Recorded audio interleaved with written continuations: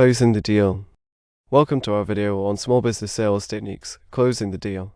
In this video, we will be discussing some effective techniques that small business owners can use to close more deals and increase their sales. As a small business owner, you know that closing a deal is not always easy. It requires a lot of effort, patience, and skill to convince a potential customer to buy your product or service. However, with the right techniques and strategies, you can increase your chances of closing the deal and growing your business. In this video, we will be covering 5 key techniques that you can use to close more deals. These techniques include understanding your customers' needs, building trust and rapport, creating a sense of urgency, handling objections, and asking for the sale. By the end of this video, you will have a better understanding of how to use these techniques to close more deals and grow your small business. So, let's get started. The first technique for closing more deals is to understand your customers' needs. This means taking the time to listen to your customer and understand what they are looking for in a product or service. To do this, you need to ask questions and actively listen to their responses. Find out what their pain points are, what they are looking for in a solution, and what their budget is. This will help you tailor your pitch to their specific needs and increase your chances of closing the deal. Another important aspect of understanding your customers' needs is to speak their language. Avoid using technical jargon or industry-specific terms that they may not understand. Instead, use language that is easy to understand and relatable to their situation. By understanding your customers' needs and speaking their language, you can build a connection with them and establish trust. This will make it easier to close the deal and turn them into a loyal customer. The second technique for closing more deals is to build trust and rapport with your potential customer. People are more likely to buy from someone they trust and feel comfortable with. To build trust and rapport, start by being friendly and approachable. Smile, make eye contact, and use their name when speaking to them. This will help them feel more comfortable and open to your pitch. Another way to build trust is to provide social proof.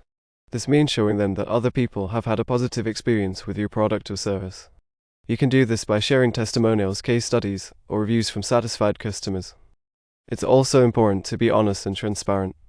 Don't make promises you can't keep or exaggerate the benefits of your product or service. Instead, be upfront about what you can offer and how it can help them.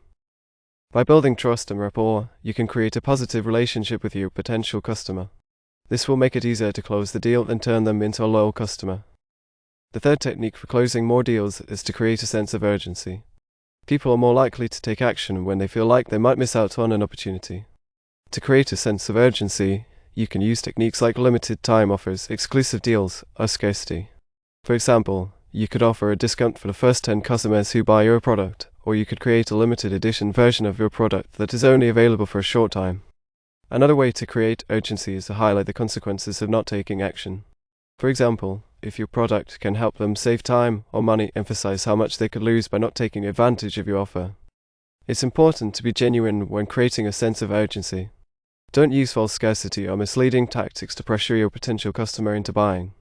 Instead, focus on creating a real sense of urgency that is based on the value of your product or service.